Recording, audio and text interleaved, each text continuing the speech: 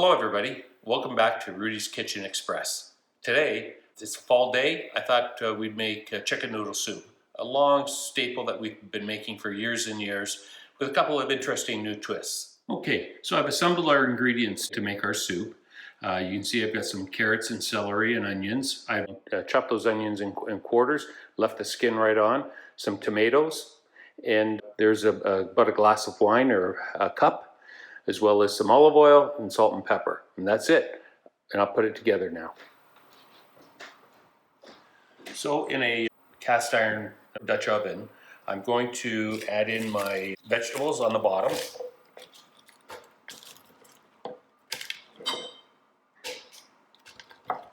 The chicken is going to sit on this base, and this is going to be also the base of our flavor. So I've got about a 3.5 pound chicken. To the 3.5 pound chicken, I'm going to stuff the cavity with another part of onion, some rosemary, and a drizzle on a little olive oil,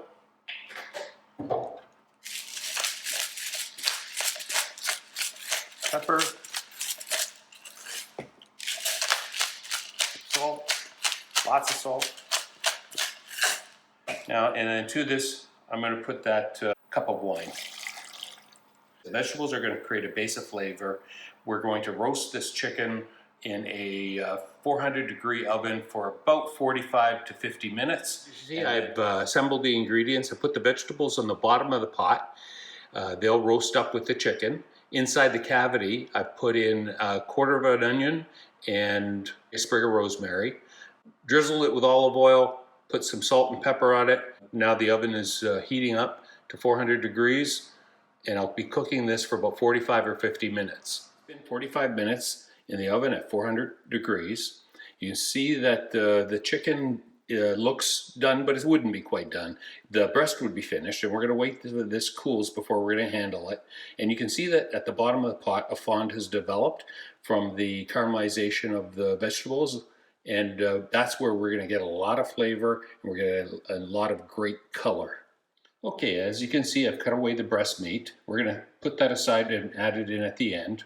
And I'm filling this with cold water. And then we'll start to simmer that on the stove. Okay, this is the slow simmer I'm talking about. You can see that the breast meat has been removed. The veggies are starting to float around.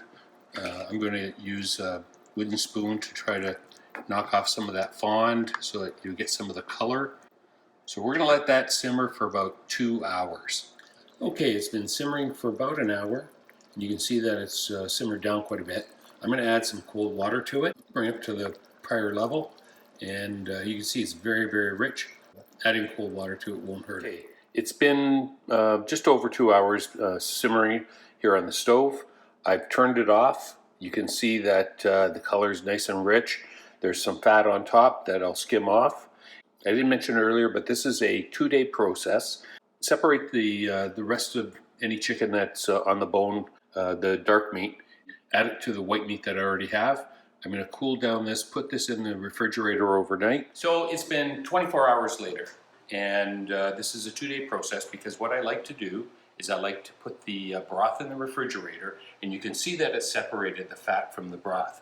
Now, it's okay to have a little bit, but that's a lot of fat, and in these days you want to kind of try to control your fat, so I'm going to skim most of that off.